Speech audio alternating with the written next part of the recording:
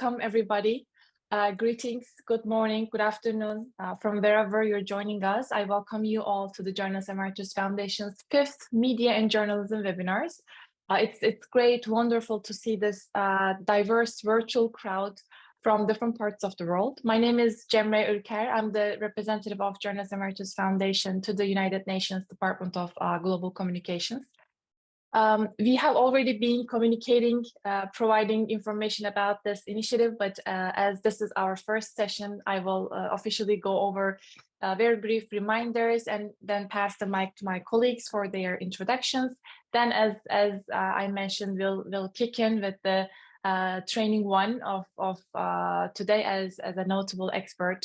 We have she will guide us with some critical set of information. So Journalist Emeritus Foundation is an international civil society organization based in New York, and we're affiliated with the UN Department of Global Communications. Journalist Emeritus Foundation is working on programs and initiatives dedicated to promoting the culture of peace, human rights, and sustainable development in partnership with our global partners in more than 27 countries across the globe. JWF aims to contribute to the timely, effective, and gender-sensitive implementation of the variety of UN Sustainable Development Goals.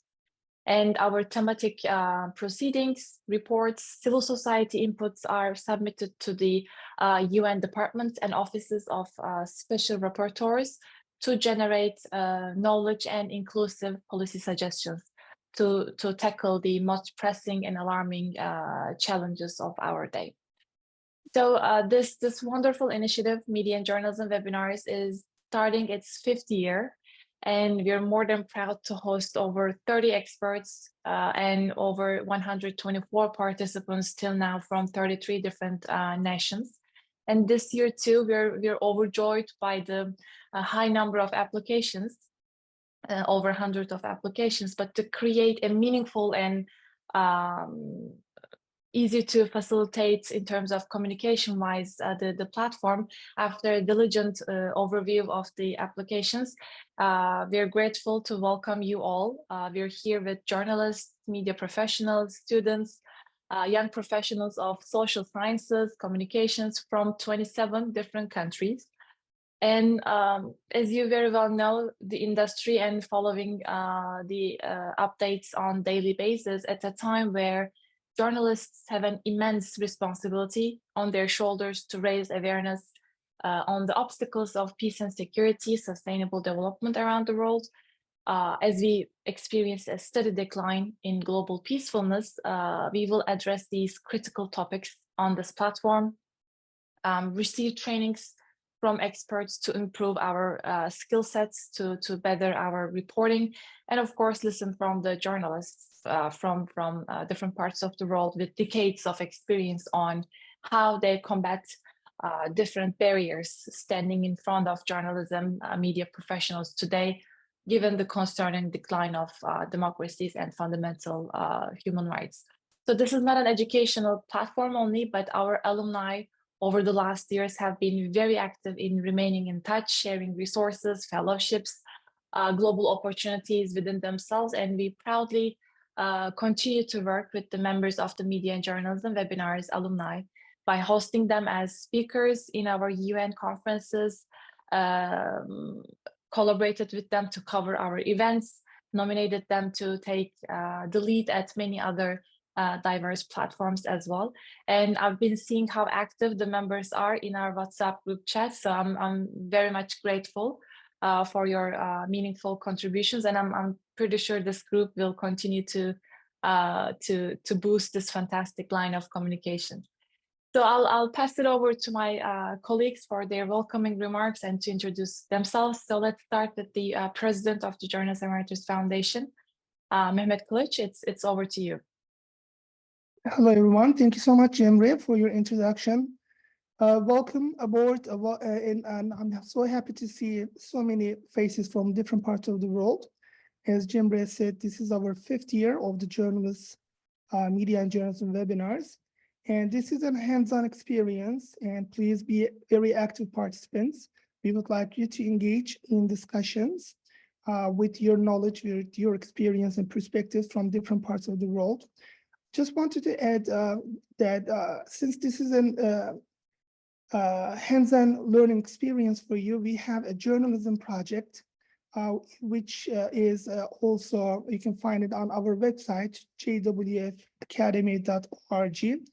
So I will provide you more information about this journalism project, but just to give you a heads up is that, so this journalism project will give you an opportunity to publish your news article in different media outlets. It could be journalism webinar, journalism media outlets, it could be newspapers or magazines. And we will also publish your article on our blog as well. So this will give you a visibility, and you will publish your article in our website as well.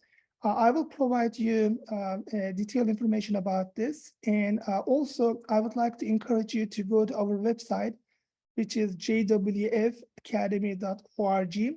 And you can also see our future, the next 5 webinars, the speakers and the topics. But at the same time, you can go back to previous media and journalism webinars in previous years. You can learn about different projects, and you can also watch previous speakers. So we will provide you more information. I don't want to take much of your time, but I'm so happy to be with you. And we would like to learn from you and your perspectives as well. So Priyanka, it's over to you. Thank you so much, Mehmet. Hello, everyone. I'm sorry I can't open my camera as I'm in a very dim light space. Sorry for inconvenience, but I would love to open it as we proceed with the session. It's a pleasure to be here and especially watching you all here. And thank you for joining as we keep sending a reminder. So my name is Priyanka. I work as a program associate with Journalist and Writers Foundation. And I also serve as youth representative to the United Nations Department of Global Communications for Journalist and Writers Foundation. And my main priority task is, to contribute more in the sustainable development part of our working area of JWF. And we are having many, many programs every year. So you can, as Mehmet mentioned, you can just visit our website for the JWF Academy and www.jwf.org. We are also very active on social media as well. So if you guys are very active there, so just please tag us and we would love to repost you there and also feature you. And yeah, looking forward for this great interactions, and I'll be keeping share you different info in the chat box here. So thank you so much. Over to you, Jamre. Thank you so much, Mehmet and Priyanka. Well, without any further ado, I would be more than thrilled to introduce Abeer Saady Soliman, who is our trainer today to deliver her content on risk assessment and managing boundaries for journalists covering conflicts. We are very lucky to have this expert with us. She's a media development consultant, researcher, safety trainer, and a former war correspondent with 30 years of experience operating in conflict and crisis zones, and she's currently based in Berlin.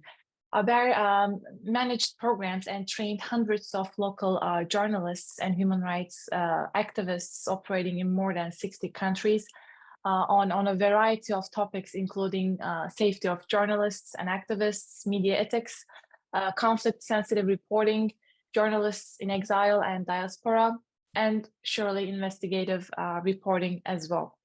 So I'll be leaving the platform for Abeer to lead us for about an hour or so, and we will then open the platform for your reflections, any questions. Please, this is the time to get the most out of from Abeer's expertise over decades of notable journalism and reporting expertise, as well as being a trainer. So over to you, Abeer. Thank you so much for joining us today. Thank you very much. And I would like to thank the organization, Journalists and Writers Foundation. Thank you for hosting me, and thank you for everyone. And wow, I see like 39 participants in this room, 39 fresh minds to be speaking. I speak to you today from Berlin. Some of you as well are out of your original countries, or you have had a second home already, which I did. I'm Egyptian originally. and I'm based here. So as my colleague have said here, I've been working in journalism for more than 30 years. It's about 33 years, mostly in conflict and disaster zones. And it's a long journey, but I found myself more into interacting with young people who are now is going to lead us and show us the world. Let me first share my screen, if I may. And yes, this is what I want to share. So safety and journalists during conflict and crisis and working on sensitive issues. This would be part of my work today. Those are me and the other speakers of the program. I understand this is the first session. That's why I wanted to show you're going to have as well other speakers. I'm lucky to be the first. Thank you for allowing me. Our topic in particular on today is the risk assessment and managing of boundaries for journalists covering conflicts. And there are a lot of kind of conflicts. We're going to speak about it in a minute. This would be the first thing. Just a background, me here covering in some of your respectable countries. I've seen some of your countries. I've seen people from South Africa. I think someone from Asia, but not the Philippines. This photo is from the Philippines. I've seen people in Pakistan. Last week, I was in Pakistan actually teaching at the university there, and Libya and other countries, Myanmar. And yes, I meet a lot of journalists actually. And those journalists have been the leaders because, and this is like a book that I will send, Kriman, I will send you a copy of that book. And if it's about safety for women journalists, and it's in six languages. The latest is Ukrainian, but here it's in Arabic and English and Urdu and Turkish. So let's speak about the hostile environment. What is a hostile environment? Should the hostile environment be a war zone that I can go? Or could it be somewhere I already live? And I want to not be the speaker during those even one first hour. I want to have some answers. Thank you, Sarah. Saran from Toronto. I'm always seeing here the chat, and I wish you are going to contribute with us writing things and sometimes speaking. Okay, so sharing the booklet. Thank you, Sarah. I will send it in the language. I think English would suit you. So, what is a hostile environment? Would you just write some thoughts in the chat, and I have the chat in front of me. What do you think? What is a hostile environment? What can be hostile environment? I'm sorry, I'm starting with this question, but it might be essential how you see a hostile environment. Okay, Mark says it's a war zone. Thank you, Mark. Sarah says any place that may pose a danger. Yeah, that's a bigger aspect, which is good. Yes. Aksa says controlled and bounded environment where you cannot be free. Yes, Eunice. Lina says anywhere that your safety or that of your sources may be at risk. Right, Lina, that is, and gain a hostile environment. Thank you as well. Angela says an environment where there is fighting, harsh climate conditions. True, Angela. Joseph Chital says censorship towards topics that threaten people in power. Yes, you can be an investigative reporter. That's how speaking truth to power. Mark is saying anywhere that has bad freedom of speech laws, that's good as well. That's another perspective. Yes, the laws and the implementation of laws. I want to add, Mark, because the laws can be not there, but the censorship, as Yangya, and I'm sorry if I'm not pronouncing the name right, the censorship is a real issue. All your answers are true. I try to make the screen big, so let me know if the screen is bigger now. Is it? Because that's going to be better. So censorship is a real issue. Yes, Yang, and Yan said the place or that the danger is still at any moment. Okay, yes, thank you, Sarah, for the heads up. So hostile environment is not only the war zone. Hostile environment is a zone where you are not comfortable and sources are not comfortable and are not safe. That means that we're not speaking only about your physical status, but we are speaking on other status, including the psychological safety and the psychological thoughts and how comfortable you are. It's away from your comfort zone. Elisa is saying, where the human rights are at stake and broken. True. If you can eat, you can drink, but you do not have your essential human rights to express yourself or to be safe. This is as well as a hostile environment. This attitude of seeing a bigger hostile environment that really helps us and really can make us understand that journalists who are working on, between brackets, semi-safe project can be as well not safe. Ahmed says, an unsafe area based on psychological and physical. True, Ahmed. And I would ask for you for adding the digital as well, because we are more now, part of us, part of our profile is in the digital platform as well. So this is part of what we can call here the holistic approach of safety. And this is what we want to set as a foundation when we speak about safety. It's not only that we are safely planning before the mission or doing the mission, it is that we feel comfortable where we are, because we cannot be always on this survival mood while we're doing a session. Sometimes we are really wanted to catch our breath and want to feel comfortable and have our best of times during that period. So if I go through the next slide where I'm speaking, this was my photo during giving a training in Ukraine. This was in July. I was teaching in Kharkov University with my university in Germany here, Dortmund University, and we were having this exchange. And I was speaking to the students in the last year about hostile environment and why it is important for journalists to be safe. And they told me at that moment, it is very safe here. We don't think it will be necessary to think about a hostile environment. I hope Ukraine becomes in peace again. But actually, I want to thank those same students because they stayed and they are doing a wonderful job, an excellent job, a very brave job of covering the conflict in Ukraine.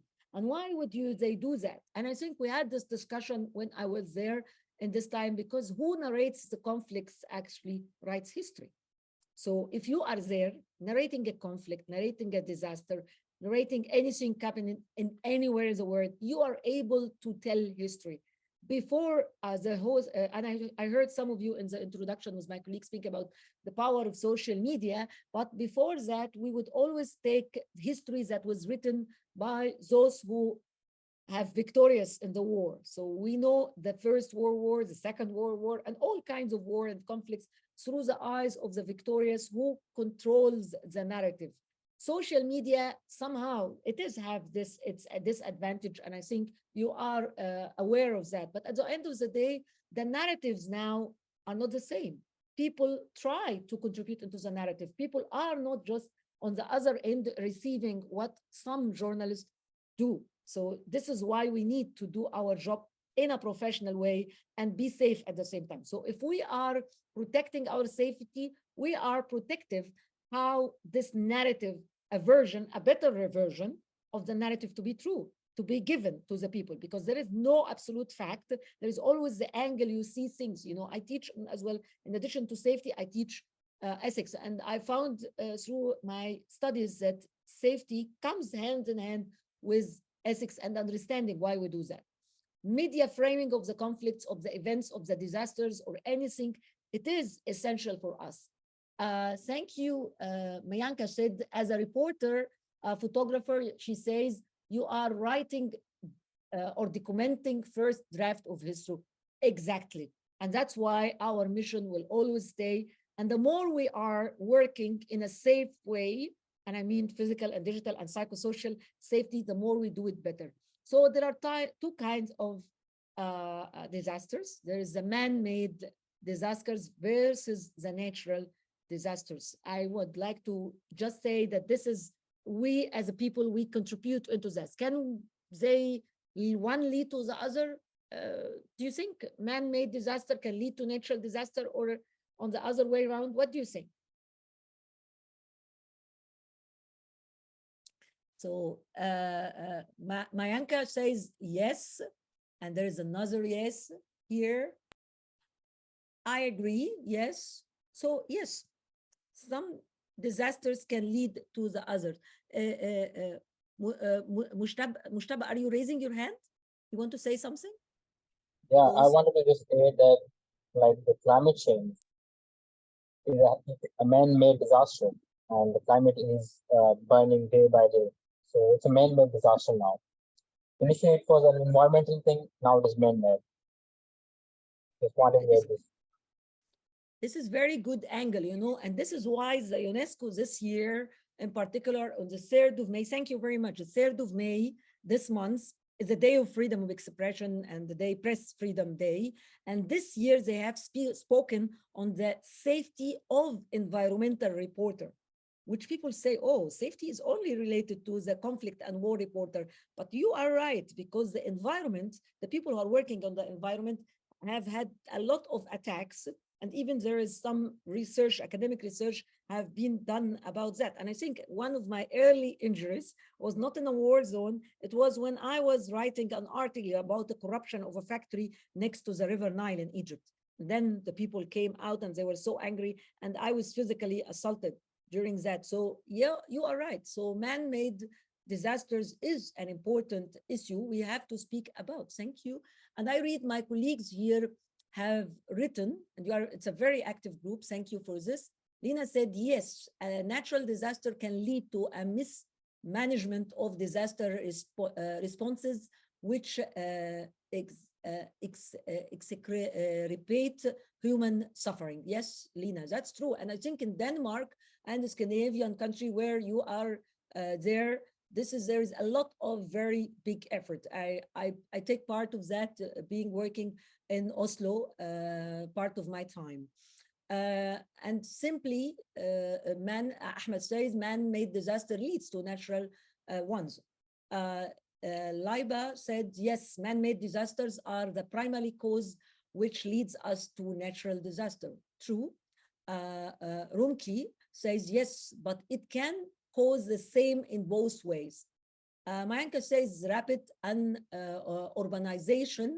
Yes, rapid urbanization and unsustainable development is leading to more and more climate disasters. I'm very glad that people are like really working on that issue of the environment. I think it's a most important issue we should take care of. Osama says, if there are drafts, which is natural disasters, there might be conflict among the groups of people due to the shortage of resources. Sarah from Canada says, in the Middle East, for example, there have been man-made disasters that have been determinmental. I'm sorry, I'm not wearing my glasses, to Iraq's natural resources and infrastructure. It's true, you know, there is a lot of problems and generations are even health crises, like those weapons have been used in those countries, cause that people until now they have fatal diseases like cancer. I do agree, Gamal says, and last but not least, Yaunis Aksa says, water scarcity, global warming, heat waves, extreme weather events are all man-made disasters that lead to natural disasters. Thank you, all of you guys.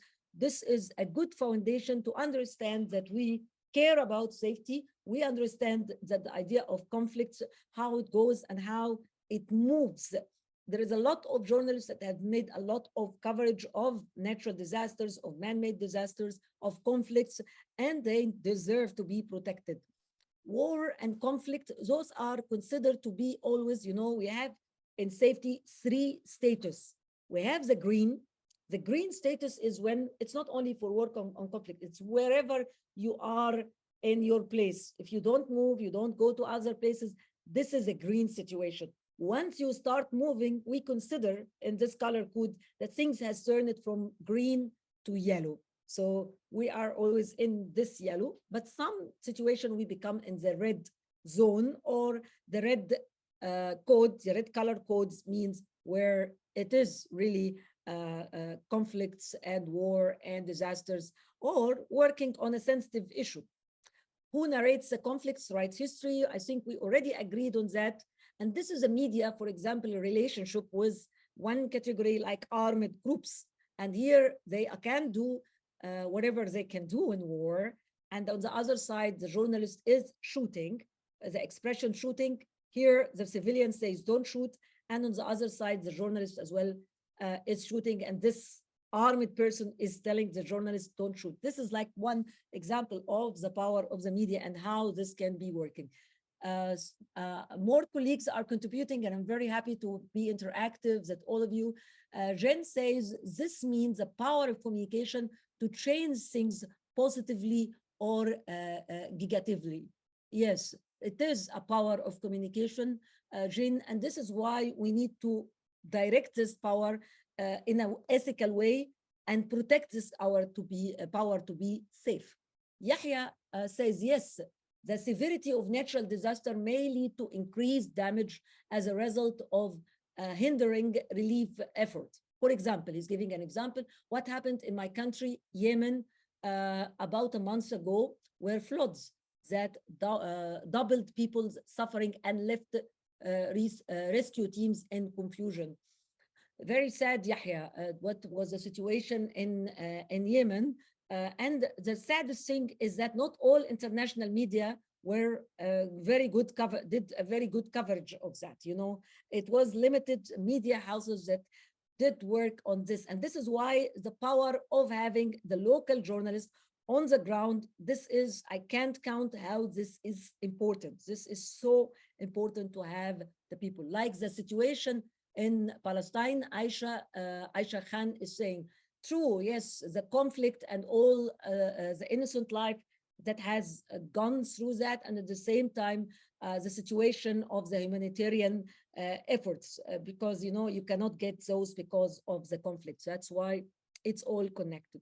If I speak, and I will ask you to be interactive with me, it's usually an exercise, but I would like to ask you the first question. First, how does feeling safe, insecure?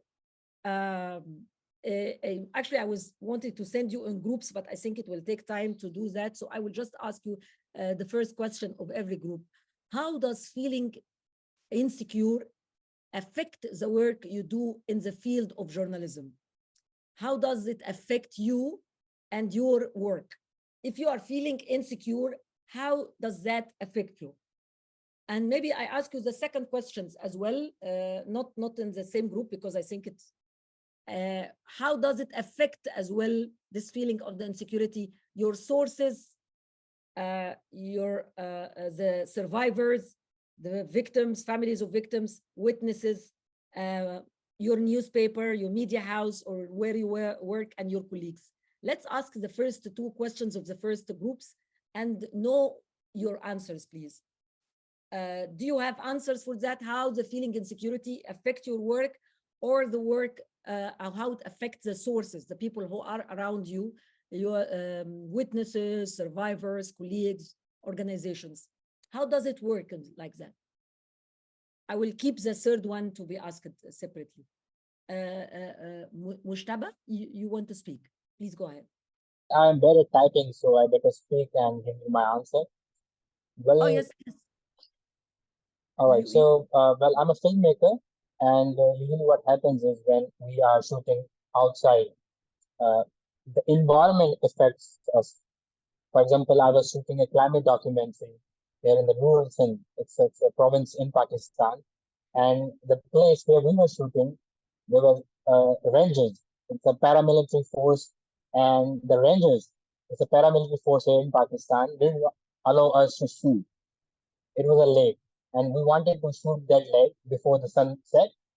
And that rangers' cars, their guns really impacted all of us crew. That we were with more than 2 million of equipment there, and we were not able to shoot anything in 20 hours. And so that thing cost us financially too, and psychologically, it impacted our crew. So obviously the environment impacts the crew and the directors, the producers, everyone in the crew. So this is an incident happened with me, and the other incident is 5 years back when I was making a short film for my college. So the environment does impact our progress and our, Great. I must say, the psychological impacts us a lot. Thank you very much, because you spoke as well about not only the physical impact, but as well the psychological impact, because if there is pressure on me as a journalist or a human rights activist or ever working on this, because I trained both, it really influences the quality of the work I do, and it will influence even my continuity. If I'm going to, how long I'm going to stay in this profession. Every year, there is people who are dropped out of the profession. They are whether burned out, they are whether traumatized, they can even get different types of depression. I mean, depression is a very, like, it's a times disease, it goes where. So thank you very much for your remarks, and I totally agree with you. And let me read what the colleagues as well have wrote. Glorious wrote as well, it doesn't allow you chase the voices, choose or chase the voices that would add important to the story. Yes, because it is glorious, it is a limitation. It limits the voices that can go to the story, because if they cannot feel safe, and if I cannot protect them, and protection between brackets, we're going to go back to it, what kind of protection we can provide, what is the limit of this protection, the story will not be inclusive. The story will have no voices. And we all know that journalism is the voice of the voiceless. This is one role of journalism. Amanpreet from India says, it gets touch to get people on board. It gets tough to get people on board. Yes, to convince people that their voices matter, to secure them, to give them the platform to speak. It is a limitation that works. And this is why safety matters. Yahya says, it affects me greatly. For example, my life is at a stake. I suffer from constant threats, not only to me, but also to my family. And this greatly affected the professional performance of my work. Thank you very much, Yahya, actually, because you jumped as well to the question number 3 and connected to number 2, which is, how does your work in journalism affect you, your family, your friends, and your relationship? Because it is not only limited to affecting on the journalist, but it affects more as well the people in the environment of the journalist, whether they are professionally related or family related or friends.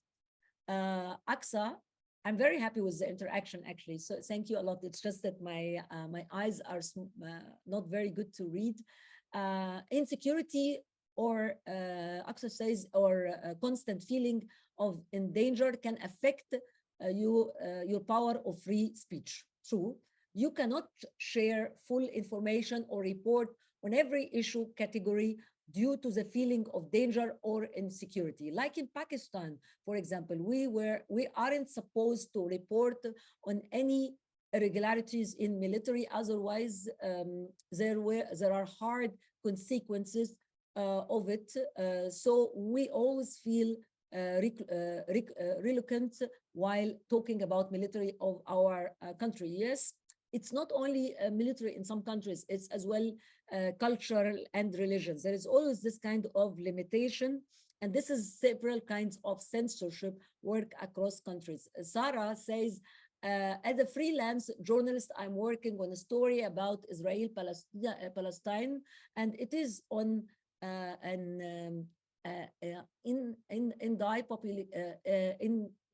publication, because of mainstream media narrates a censored or strategically censored narrative, which left me feeling insecure about work and identities of my sources, who are opening up to me some of the records, some anonymously. To sum it up, one can't tell the truth facts as they unfold, fearing a backlash. Of course, speaking nowadays, it is a big issue to give your opinion and to protect the sources, especially that the mainstream media sometimes take things to one side. And this is the power, the good power of the social media, of what they called at the beginning alternative media. And I would say it's not alternative, but it's another kind of media. When you present the content as a content creator in an ethical way as well, because it's important that there is no hate speech, nothing of that, but you have the right to do that, and you have the right as well to be safe. and to try to protect your sources. And I see here you speak about anonymous sources and clear sources, because sometimes you need to anonymize your sources. I wouldn't do it all the time, but sometimes it is essential because of their protection. This might be very essential. This was Sarah who spoke. Sarah, you want to say? Go ahead. So I have people speaking with me from within the journalism community, which is why they don't want to let their names be in the publication. But that is only because of the fact that the mainstream media is not allowing the narrative to be told as it unfolds on the ground. Yes, this is what you stressed, and I think you are right. And it's not only in this example, but it's in general. And this is why I said at the beginning, history, as we know, if you have a time machine, and if you can go through history, and I'm sure the history we know might be different when you see it by your eyes. But we are lucky, I think. I don't know if we say we are lucky, but we are different. We are distinguished here because we have this alternative space that we can express ourselves and give different kind of narratives. You know, that would be a challenge later because of AI, the artificial intelligence, but it's not a topic of our speaking today, but I think it might be one topic. Thank you, Sarah, and I will read some of your angles. And if you excuse me to move after this, because I want to give another aspect of that. So Shital says it makes you concerned for yours as well as your sources safely, and almost lead you into thinking you need to compromise on the story you originally wanted to cover to safeguard. Shital says this can also be a result of how limited it can be now to ensure privacy with evolution of technology and the internet. Great that you have pointed out this part. Thank you. Jen says journalist needs to be impartial when communicating in some subject very sensitive. Yes, Jen, you're speaking about an important issue. I hope this was a full ethical one that I can speak about objectivity. In my mother language, objectivity has two meanings. But I can say that it's because no one can be completely objective, but at least try to be non-biased or identify the personal bias. This is a big issue. I'm not going to open it now, but we have to all understand what is our personal bias and try to be professional. To be objective is to be professional as much as we can, you know. Arika says, currently in Pakistan, a poet is abducted because of writing a poem freely. Ahmed says, to protect myself, I do not really on anything except can you read the comments, please? Sure. It's too small for me. Of course, no problem. You just let me know.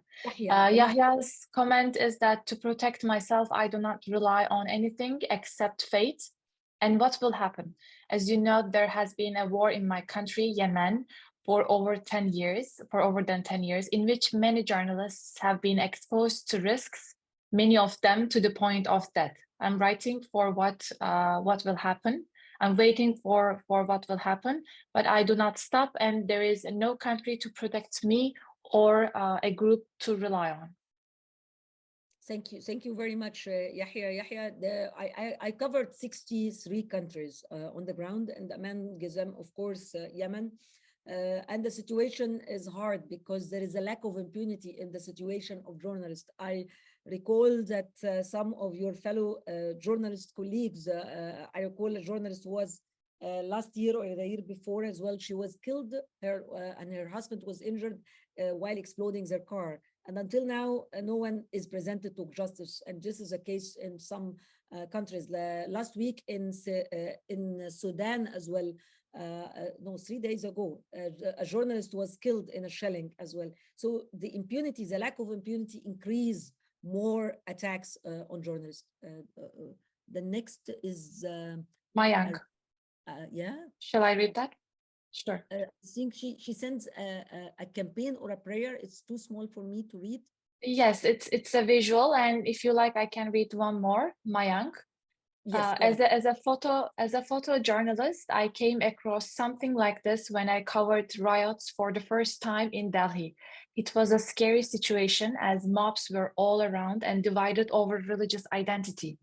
The only thing I did is to take my camera out after I had a few people around me who were comfortable with my presence and allowed me to shoot the things unfolding in front as they are aware about the power of the media. In this situation too, I found people who care about you and what you do. I answer you because you know, crowd management is one important topic we give like for like an hour and a half at least. In my usual training is like five training day on safety, and especially when we speak about crowd management. Crowd can be a march, crowd can be a demonstration, crowd can be a sit-in, it can be during the time Muslim or Hindus do pilgrim as well. This is like a crowd. It's a lot of people. And when you are covering this, I think as a war correspondent, this is for me more frightening than that, because, you know, crowd can change at one point. And you need, as a journalist, to understand the crowd's dynamics, and to understand that this crowd that is the most peaceful can turn into violence in a moment. As a photojournalist in particular, you have more responsibilities because most of your concentration is in your camera.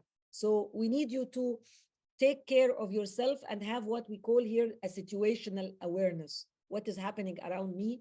And always, if you are doing as a photos journalist, Mayanka, try to not to be alone, because at least play in a team, even if you are two freelancers, working for two different media. That's my advice. Stay alone. Don't stay alone. Stay together. Put your eyes on the other when you're working, and this can guarantee some level of safety. Aisha says. Aisha Han. Yeah, Yes. so countries claim that they offer freedom of speech to its people, then censor the press. Of course, yeah. I can always say I'm the most beautiful one in the world and no one can judge. So always not important what they say, it's important the practice. Rita Shahman, I always think about the safety of sources, like where to meet if someone or somebody saw us, and etc.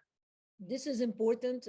One of the things when we do the full safety training, thank you very much, Karim, it's about protecting sources. What is the level of protection you are responsible for? You know, if you are in a conflict zone, for example, you cannot protect them for what you cannot protect yourself from. But at least you should be aware when you work. Don't traumatize them. If there is going to be some kind of a hurt they're going to have, remember, you need to take from them what is called the enlightened consent. The consent is that they say, yes, we can take it. We can take this danger. But if they say that, you need to come back to them and make them understand that this is going to be published in this media. The photo will be published or the video will be published, and the scale of this publishing. So they can decide for themselves. And you need to understand if those are minors, if they are vulnerable groups, like women. Women are not a minority. Women is a vulnerable group, but not a minority. But we are for speak about children, if we speak about people with disabilities, if we speak about older people, about refugees, about survivors of attacks, different kind of violence, including sexual violence, you need to understand that you not endanger them. That's a big topic, but I'm just here pointing on it. Maybe we read. Oh my God, there is a lot of them. I'm sorry, but shall I continue? Please, we will read Of them, course. and then I go to the second part of this presentation. Okay. Areka Naven. Once I got a chance to attend a training in army area, and there the captain asked about future plans on what I said. I'm working to become a journalist and a writer, on which he returned and saw me directly in the face and asked, "What is your name?" I gave my name, and he repeats my name and said, "Let's see your name then." I'll never forget this, as army and journalists, along with government, are powers. They sometimes stand against the other. journalism is not free because of so-called higher powers? Justin, I give this kind of training. The problem is of the safety training at the beginning, it was only given by armies, you know, so it was only concentrating on the physical part of safety. But this was a stage. Later on, the digital safety become a big issue. And then people started to go through that, through that part. So we added digital to it. However, I think when the holistic approach to safety, they call it a triangle, I call it a pyramid. You know, Egyptians have pyramids. So we call it like this. This is the third part would be the psychosocial part of safety, the psychological part of safety with the social part. So we call it psychosocial part of safety. And this is important. In our kind of training, we don't do like the guy here. We do not say, oh, we see you about that. But no, we understand that your mentality, your psychological and the social background and realities really influence your journalistic work. So we give that kind of safety, which with a holistic approach, we work on it. You still nice to attend this kind of other safety. It's good. But please, first, you need to do this kind of other kind of safety that you take into consideration and understand this triangle or pyramid. Yes, I'll read 2 more comments and then let's move on with your content. Yes. Thank you. Areka Naven, of course, exactly. Photojournalism has double responsibility and needs double security. And I'll read Ahmed's comments as well and leave the platform to you. Ahmed Jahed, after presidential government collapsed in Afghanistan, the journalists have lost their freedom totally because we cannot report every news in details. If there will be any news opposite of government, we will be arrested, punished, and committed for the government opposite side. For instance, I am the official volunteer of Human Rights Commission as well as my journalism career, but I cannot promote my activities beyond human rights support. The government think we are promoting other people's culture. Thus, it is our career and humanitarian responsibilities. Please continue sharing your content, and we'll continue. Thank you very much. I thank you very much and thank everyone for participating. So I would go next to say that there is international journalists who wanted to cover what is uncovered. So they are traveling. This is Mary Colvin, experienced journalist, become casualties of war. She attempted to cover. This is her story here in Tahrir Square in Egypt. However, she died herself in Syria with Jimmy Eshlik, the French journalist. So international journalists do go and cover other casualties of journalists as well, including, for example, now the Gaza, the journalists covering in Gaza-Israel war, and this is in Ukraine as well. There are several kinds of journalists. However, I would say always away from conflict. Can the risk, I'm asking you, and this answers will be yes or no, guys, okay? Can the risk of working on journalistic topic, sensitive ones, outweigh the news coverage? So if I'm working on a sensitive topic, like if I'm working on, for example, guys, some of you are from Pakistan, so honor killing in Pakistan or in Jordan, this is a sensitive topic. Other topics about revealing corruption, about investigative reporting. Do you think that those journalistic work, there is some violence that can be related to them? And do you think that that can be an issue? Angela said yes. Lena said yes. Ira said yes. So you think some topics are related to this? Yes.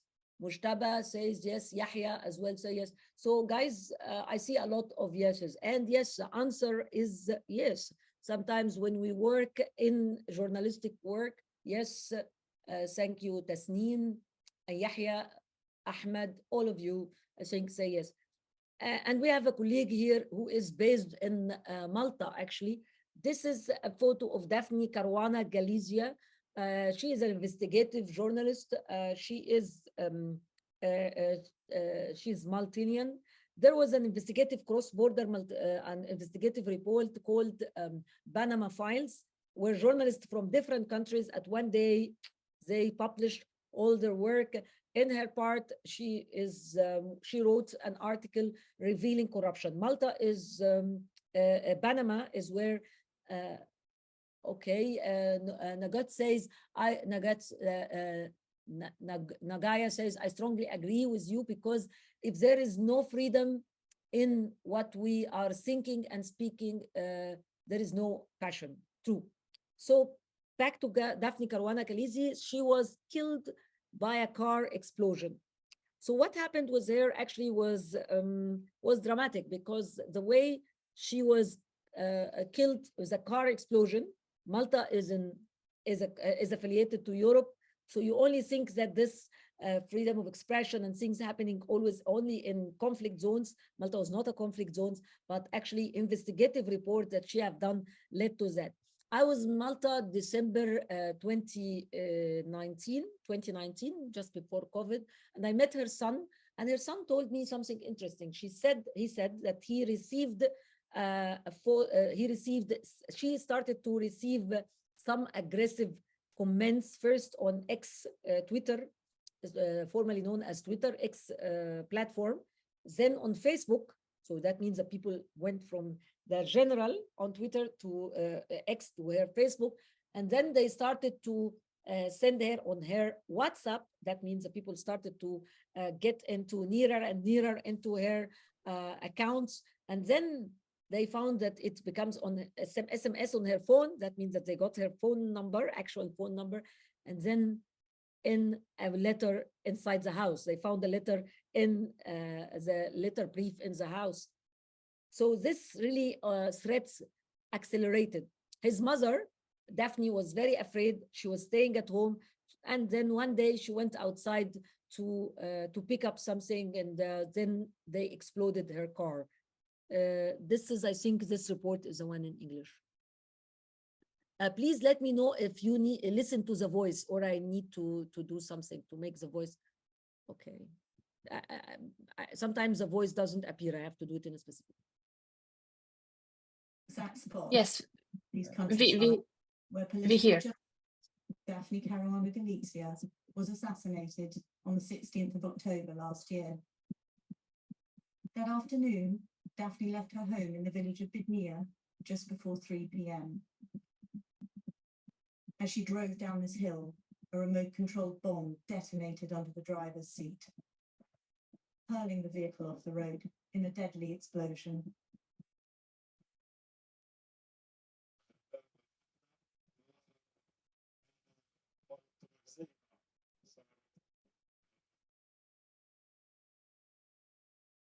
Six months on, police investigators have been painstakingly piecing together a detailed picture of how they believe Daphne's killers carried out their gruesome task.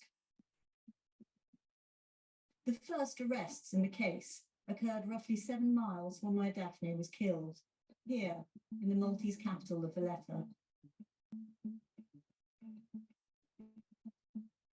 In the early morning of 4th December 2017, police and army units raided these warehouses in the port area of Marsa.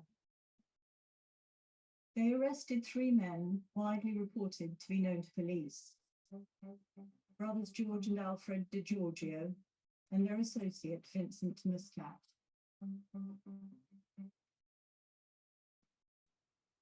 It was here that police suspect Daphne's murder was planned. To George was signaling from the... I stop it here, but it just, I want to just point out that she was targeted. And the first thing was the targeting was online harassment. The thing here about online harassment, especially, and the UNESCO has a report that was published the year before last year. I was one of the reviewers of this, academic reviewers of this report, and it spoke about the chilling effect of online harassment. It shouldn't be only the sexual online harassment, but journalists are subjected to that. If you are in your local community, you get those kind of messages and those hostile things that people who are behind the screens and on keyboards can really make your life hell, can really put pressure on you if your life is focused into that direction, if you feel that this virtual reality is your only way out. And I think it influences. And even here, this attacks, it's whether really put some pressure on your psychological status. And I recall here in some occasions, for example, I did with Internews 2 years programs for 2 diploma for 20 journalists and human rights activists for 2 years. You know, I worked at the 20 and 20, and we discovered out that a lot of women journalists in Yemen, for example, they get those kinds of attacks online. And it starts like this, and it put a lot of pressure on them, including using primarily tools of AI, artificial intelligence, threats. And then, you know what? It's whether they surrender to their attackers, if they are trying to manipulate them, or simply they walk out of work. That's one other option. That's why we speak about that. And we speak about this, what I can call later, and I will return for it. This is the safety pyramids, the holistic approach of safety. As you see here, it starts with, it can start, and this is an example, with the digital kind of safety, because they started to get this, this journalist, Daphne Caruana Galizia, through the social media, and then the chat programs as well. So they get into her accounts. So it takes like this. And then this starts to put a big pressure on her psychosocial health, on the mental health. She started to be less cautious, although she's, according to her son as well, she's trained as a good journalist who can do things and everything, but she forgot about her physical safety protocol. In this case, it accelerated to really this bombing. In some others, it just don't go this dramatic way, but this would show you as an example how this is connected as well. And it was thing that I show it because it's something that you can think that one continent in the world is less in the kind of attacks, but this is not true. This is another journalist, since we have some our colleagues here from India. This is Gauri Lankish, as well as a case study I'm presenting here from India. Gauri Lankish was actually, she was a brave journalist, and at the same time, she was working on some issues related to political parties and to the Hindu rights groups. And then she ended up in an attack in front of her own house. I think she got 6 bullets, if I remember. And unlike the case of Daphne's case, there are people even presented to justice, and because of the COVID later, this was not properly followed up. But I think in the case of Lankish, according to my understanding, no one until now is actually paying the price for the death of this brave journalist. Mandakini, thanks for speaking to us. What more do we know about what happened on Tuesday night at this stage? Well, first of all, this murder has just sent shockwaves across the country. Now, according to the police in the state of Karnataka, where the murder took place, these assailants fired 7 bullets at Gauri. Now, 3 of those bullets hit her in the head and the chest. About 15 minutes later, when police arrived at the scene, they found her dead in a pool of her own blood just outside her house. Now, the police said this morning that they believe that the assailants had been following her for a few days to draw up a pattern of her movements. They have detained 1 person in connection with the murder, but we do not know as yet whether he was one of the assailants. So for the moment, we don't know who killed her and why, but what we do know is that Gauri was fearless and outspoken, a staunch critic, as you said, of right-wing politics, of Hindu nationalist politics, of Prime Minister Modi's Bharatiya Janata Party. She worked for some. So I'm sorry, Yahya, says that the voice is not high. This is, thank you very much. Mayanka is sharing actually the special report on Gauri Lankish killing. Thank you very much. And this is very respectable because, you know, people really die when we forget them, especially if they are colleagues.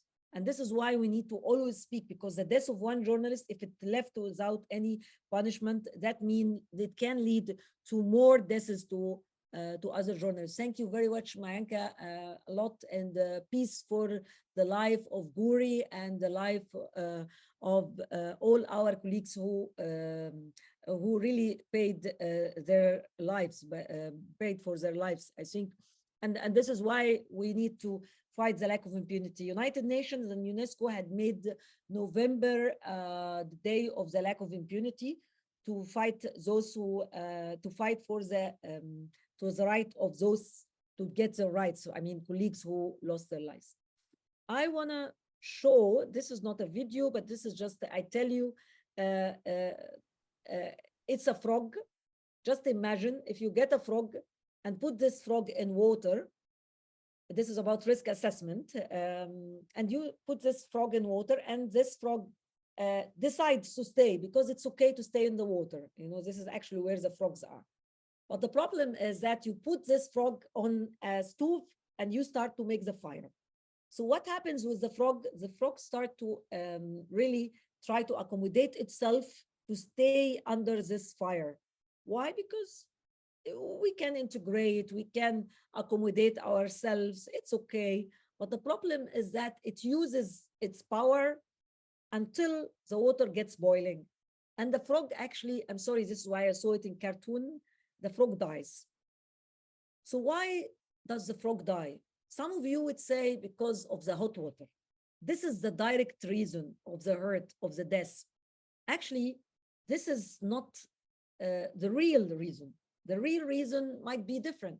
And this is the risk assessment that this frog have taken is to accept the danger. Because there was no danger at the beginning. It was water and frogs likes water. Let's stay in water. But staying and accommodating its body is not bad, but it should have stopped at one point to jump out of this water or to take other safety procedures. You know, the risk assessment is that we are assessing the risk. We assess it at the beginning, yes, but we continue assessment of the risk. And I think, and I will answer you, Rita, I saw your comment. I think later it should have taken the decision that when the water started really to dramatically get up, to jump out of the water, which is another risk assessment. But it only did this. And this would be what the local journalists do. And I'm sorry to give it, but this, you know, even we are in academia, we do use this frog example. So it's not a bad thing to be a frog, but it's symbolizing us to be accommodating to the local community. So when working in the local community, I would consider that it's always more dangerous. Why? Because we do not know our options, that the risk management is to accept the risk, accept like she did at the beginning, the frog stayed in the water. So it accepted the risk. We accept the risk sometimes. And we think we accept the risk, we continue. No, that means we have to reconsider that we can have options. One option is to avoid the risk. At one point, this frog should have jumped off the water, which is another sort of risk management. You know, risk assessment, we map the risk management, we deal with that. And there is an option, I say, to reduce the risk. I give you an option to reduce the risk or transfer the risk. So for example, if I am during the time of COVID, wanted to do an article about a hospital where some people have COVID or a village where COVID is spread, and COVID was very strong at the beginning. So I would call that person over the telephone, or I would send some voice messages on WhatsApp or Signal and get answers. And then I do my work. And this time I reduced the kind of risk because I didn't go there. This is the reducing of the risk. Transfer the risk. If you are, you told me here, you are a photojournalist, and then you have the camera, and then this camera can be taken from you, and then you pay the price because you want to keep the camera, you can be hurt. But if you have an insurance on your equipment, you don't have to fight for your camera. It's if someone is taking it and trying to attack you. So I would tell you here, risk mapping is important. Risk assessment, to take a decision like accept and avoid and reduce, it is a continuous situation that we need to do. And in order to do this, I need to understand what is my role as a journalist. People look at the journalistic role very emotionally, like here, like some aspects here And this is another video. I hope the voice would be better. It's an old video that was done by UNICEF, that sometimes you can do a difference when you are using the social media. Yes, good now.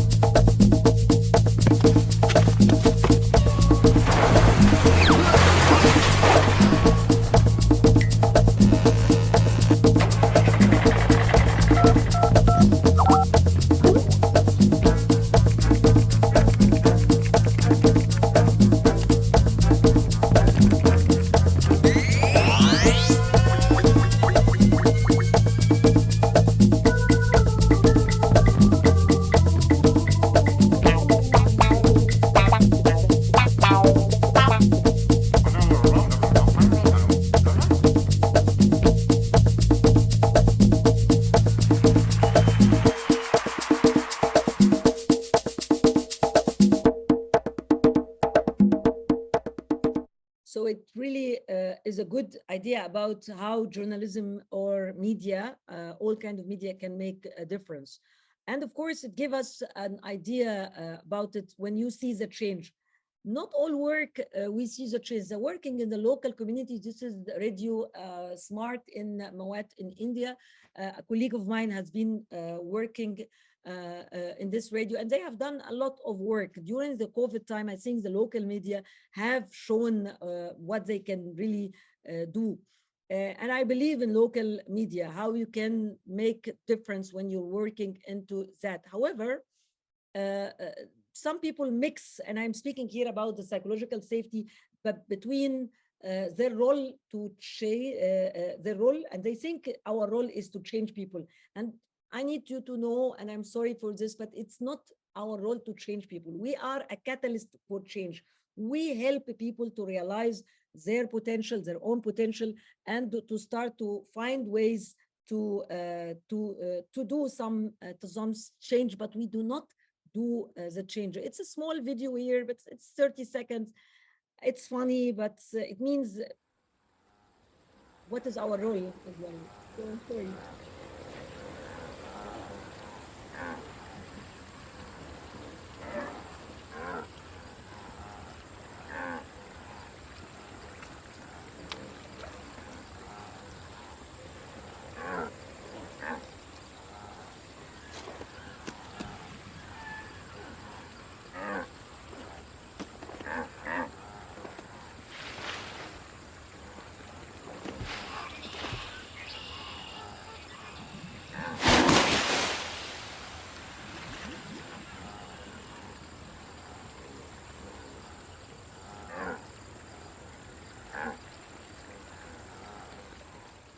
As I know it might be funny, but at the same time, the message here is that change, convincing people is a very hard issue.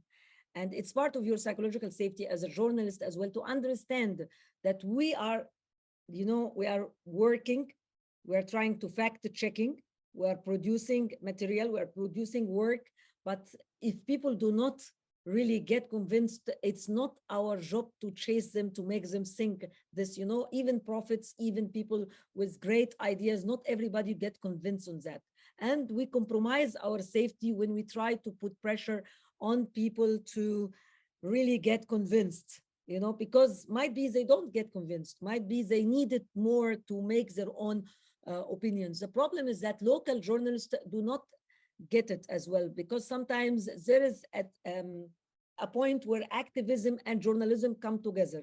You need to understand which hat you are putting. It's great, and I understand it if you become an activist and want things to go into that direction. I have been an activist for the environment. I've been an activist for human rights development, especially the freedom of expression. But when I work as a journalistic work, I try as much as possible just to stick to the professional part of safety, because at the end of the day, if I am gathering information, if I am putting evidence on human rights or other things, I can still reach that point. You might disagree with me, but I need 10 minutes and then we start the Q&A, right? Or we start getting some now? What do you think? I'll leave that to you, Abeer, because I don't know what kind of content that is left out as of now. We have about 15 minutes to wrap up the session. So however you would like to move on, either taking questions or covering more with material, I leave that to you. I'll try to cover more material because of the timing. Sure. And then I will Of take course. questions if I may. So we are speaking about physical and digital kind of and psychological safety. They are all of the three are connected. We work on that. Digital kind of safety is related to your account, your social media accounts, which I will ask you all to put into consideration. Change your passwords. If I make a very fast poll and ask, when was the last time you changed your password? When was the last time? Just write that in and I'm reading it. When was the last time you changed your passwords? I'm asking you. Over 5 years. Wow. A month ago, on some, all the best. Last month. Okay. Thank you, Glorious. Thank you, Lena. Thank you, Gamal. Properly 6 months. Shital, 2 years. Wow. Last week, Angela. Okay, guys. Every 6 months. I think every 3 months would be more convenient, Bianca, or 4 months for some of the accounts, Ahmed says. So then my second question would be, yes or no? Do you use the same password for more than one account? I mean, for an email and one of your social media accounts, do you use the same password for one, more than one? I mean, not all, but more than one, the same password. Okay, no, good, yes, yes, no, nope. Often, no. Earlier, yes, now, no. Earlier, yes, now, no. Again, yes, yes. Okay, please, every account, one password, and changes it. I usually use the same password. Please change it. Unfortunately, yes. And you know, it's unfortunately, so please change the password, use one password per account. Have a password that is easy to remember, hard to be guessed. Yes or no? If one of your in any of your password, any of the things that I will mention the following: any name of you, your family, friends, someone you hate, someone you love, a country, a city, a date that is significant, birthday, death day, something like this. Yes or no? Or your pet, your pet animal, or anything related to this. And I started to see yes, but here is no and never. I agree. Yes, no. Okay, yes. Thank you, guys. Don't do any passwords that for Ahmed. Yes. So any password that can be understood. No. Yes. No. Change it. Try to make something that is not. It's like more like a code, more than something that can be understandable. Last question here. Say yes and take a step forward if you have on your mobile phone photos that is older than 3 months. Photos that is older than 3 months. If you have any photos, I see yes. What is the oldest photos on your mobile? I see a lot of yeses, but what is the oldest photos on your mobile phone? Era, for example, or anyone. Often, none. Okay, Angela, none. Yes, but often, yes, yes, yes. What is the oldest photos you have? Our activities, yes. But you know what, guys? You are not, it's not safe to travel with the telephones that have all your data. Yes, 3 years. Wow, family members. This is a very vulnerable machine. Social activities, about a year. So this photos have to be taken out, classified on external hard disk, and they are nowadays very small, classified with even the records, the meetings that you do with your sources, and encrypted outside of machine. You can never walk away with your essentials on your telephone. This is something very dangerous, and don't do it. You know, back up regularly. Yes, Mayanka, back up and classify, and this is better. One assignment I give you today on digital, it's not a training on digital, unfortunately, but I can just tell you, go through all whatever on your mobile phone. If you don't use an app for 2 months, you will never do it again. So delete the apps that you do not need. All the Visa cards that you take photos of, please delete. This is a very dangerous thing because some apps get into your digital accounts in all your data and can get into your bank accounts and all those other things. So please try as much as possible to delete whatever you do not want and classify this later and put it out. So there is a lot that can be said. Change your passwords, please. Have a password that is easy to remember, hard to beat this. I would tell you, try to think about the physical threats that are very relevant to you. You don't think about killing of journalists just because today I presented. Sometimes it is threats, simple threat for a journalist. This might be relevant to you. This might be very relevant to you. Try to concentrate on that. Sometimes there is other physical threats that like related to travel, car accidents, attacks, different kind of attacks. This is the physical. The psychosocial safety, I wanted to keep that to the end and to understand that this is very more, now it is more and more becoming more important for journalists. And why it is psychosocial? Because we are speaking on that it can relate to your psychology as a person, which starts from the influence of your story on your mental health, whether you are a journalist, whether you are an activist, it really influences you. And we need to know that you need to understand that your life and your work, they are two things, they are not one thing.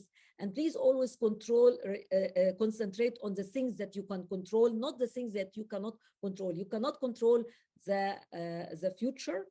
You cannot change the past, but you can change what you're doing now. So start by controlling what you can control and concentrate on it. Why it is psychosocial? Because it's related as well to your social life, to your, if the threat goes beyond, for example, Yahya, you live while your family is there, and it's a threat. Whatever threat on you is a threat on your family. Whatever threat on you, sometimes it's a threat on your sources.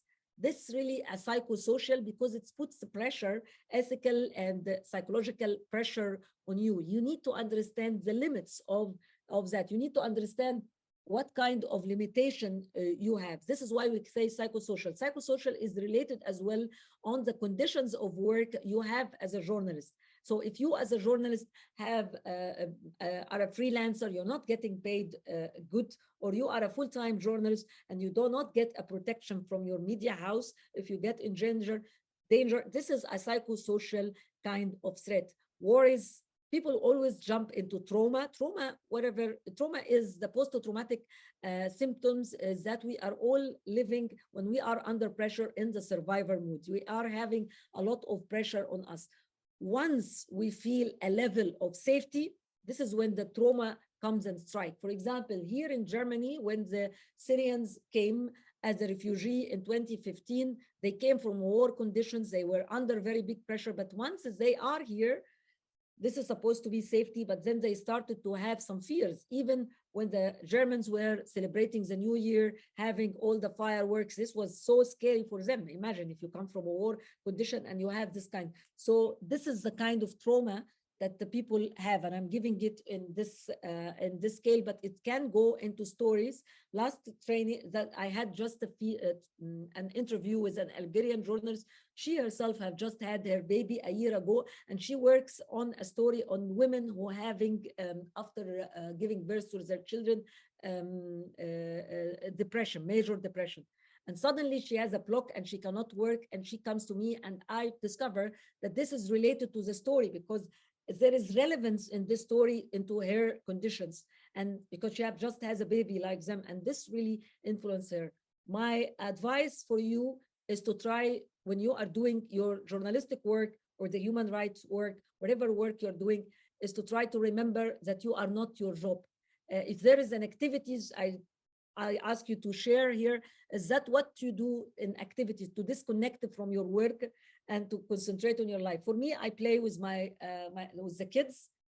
This for me is a very refreshing activity to get and get disconnected on that. And I would very happily see what is to end up with that, with what are your activities to disconnect from your very demanding jobs. And I see some of you say music, for example, Mayanka. So you play music or you listen to music?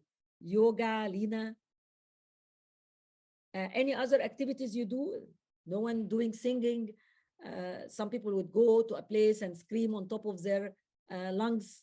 So what are the activities that you might be doing? Oh, gym, photography, Sarah, poetry, hiking, Netflix, Mushtaba, walking, Abdullah. So I'm surprised nobody said baking. Yes, going to make, but you said baking now, so yes, baking. Yes. Gym and reading, Liba, singing, Sirat, art, photography, sleeping. This is good, Antonio. Sleeping is very important to disconnect as well. That's a good one.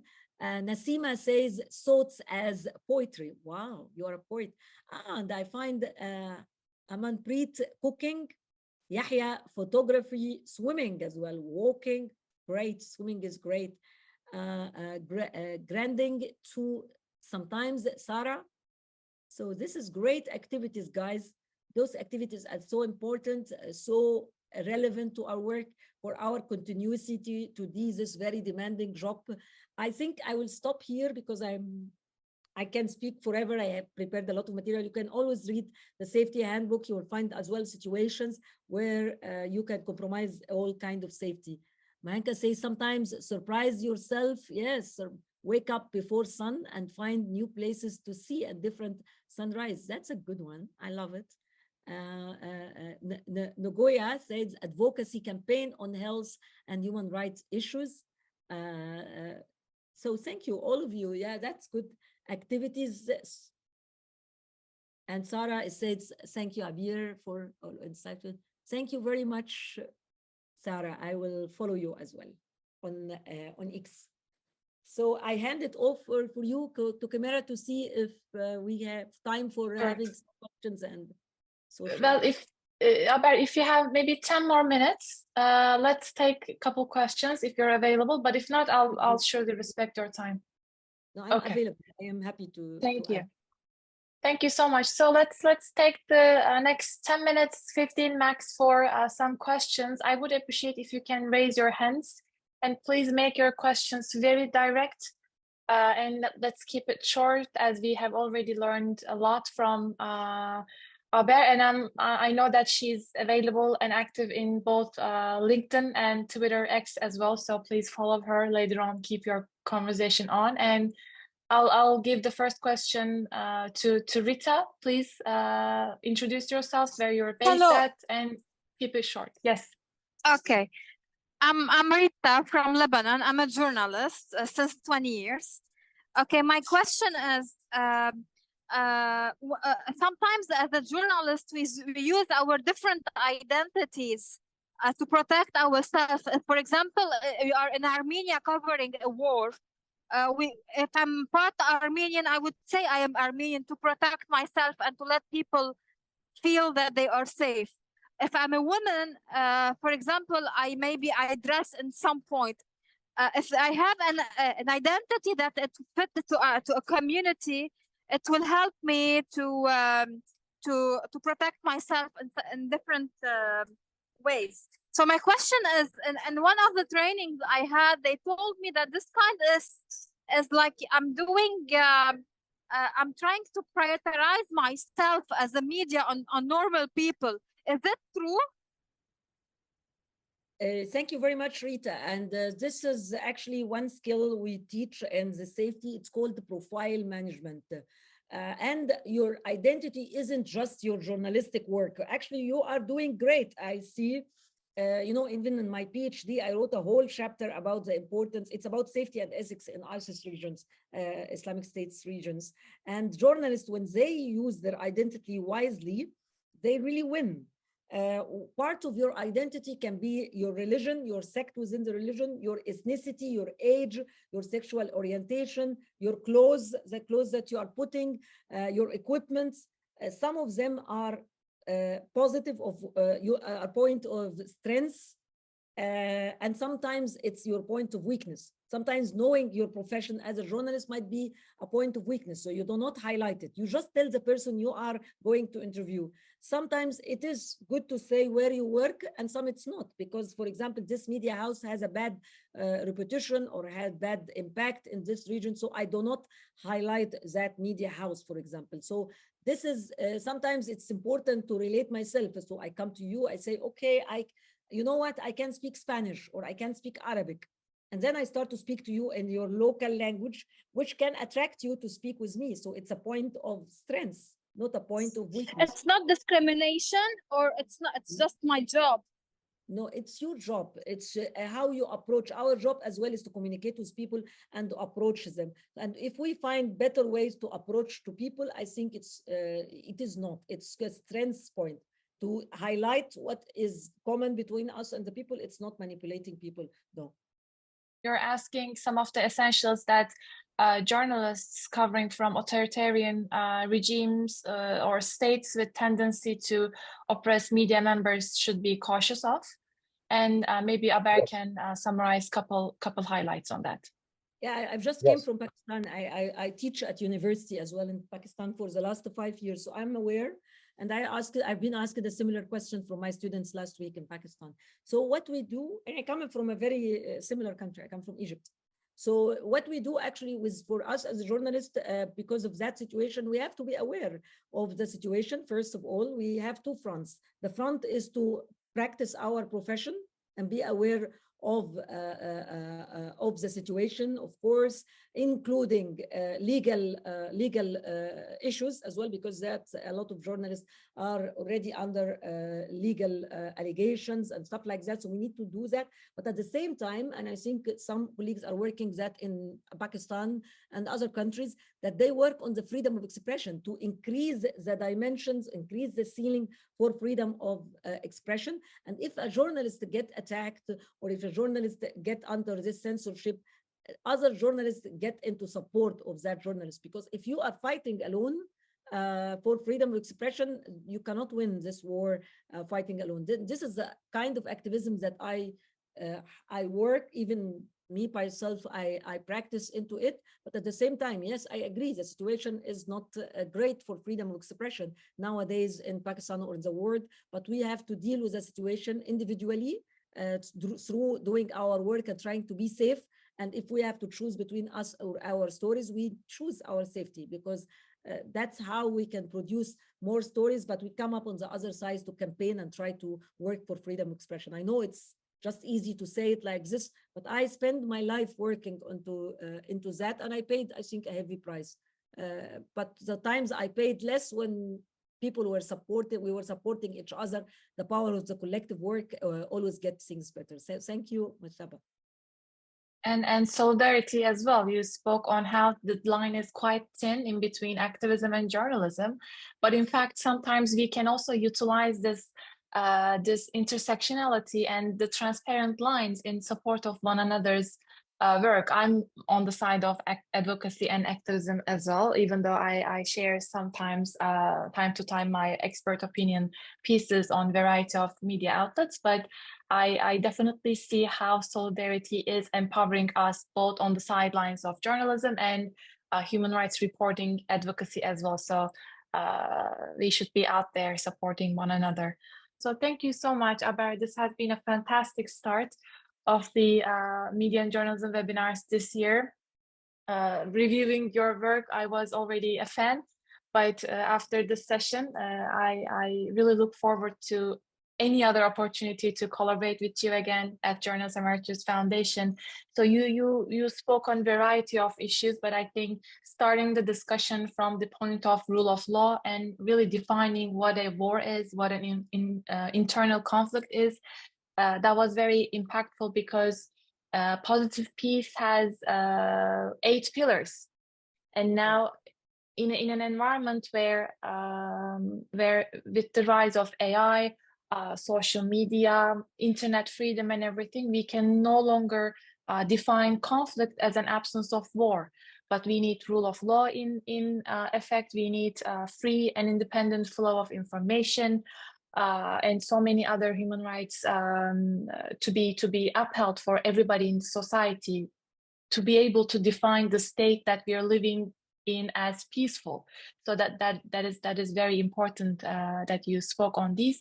Article 19 has just recently published its reporting from 2024, saying that 53% of the global population is living under states where they are quite in riskful situations when they express their opinion, either on social media or in any other social spaces. So at a time where our fundamental rights to share knowledge, information, analysis, or even as citizen journalists, just like you covered in many of your slides, to disseminate an opinion on any highlighting red flag issues, is putting us as citizens under risk. So in such circumstances, we should be more cautious to support the media organizations that we like, the content that is produced by journalists on social media platforms. This can be sharing links, to making small donations given our capacity,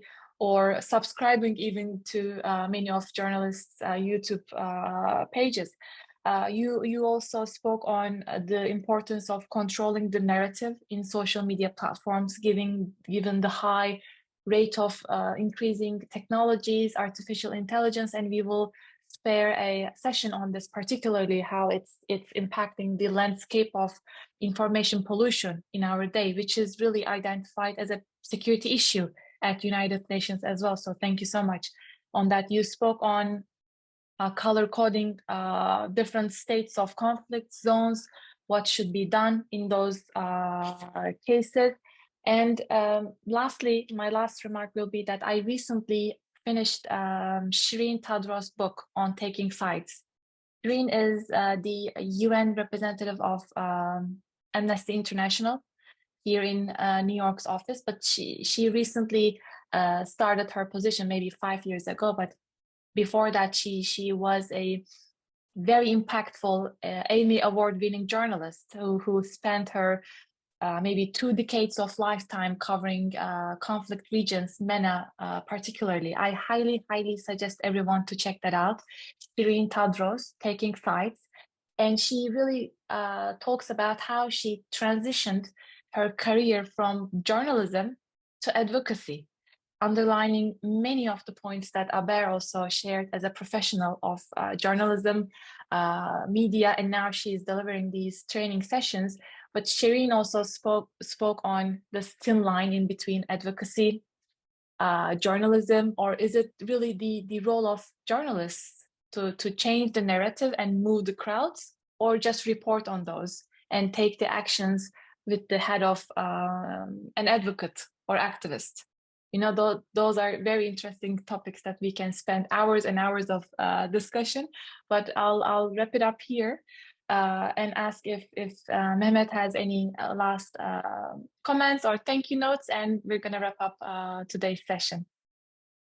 No, thank you, Cemre, and I would like to thank Abeer for this amazing training session. I personally learned a lot from you, and also I would like to thank all the participants for their active engagement with questions and also responses in the chat boxes. I think this has been amazing webinar and training.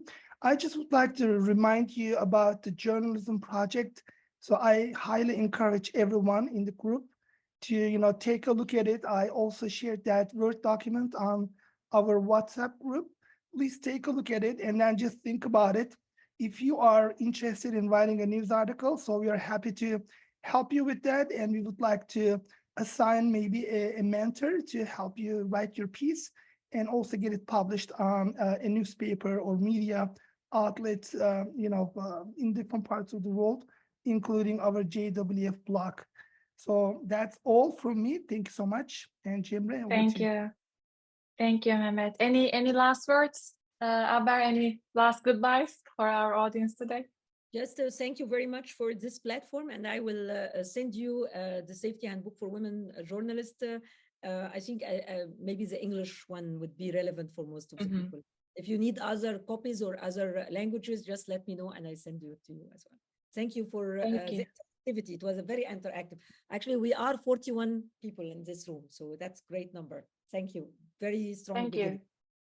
Thank you so much. Yes, I cannot agree with you more. Please follow Abeer on social media platforms and continue engaging with me, with Journalism Emeritus Foundation. We're here to facilitate, you know, the transfer of knowledge and experience. And I look forward to seeing everybody on Wednesday, same time, 10 a.m. morning time with New York time zone, and we'll move on with our session 2, training session 2 on mis and disinformation trends.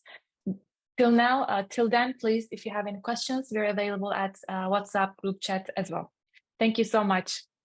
Have a great day, everyone. Bye-bye.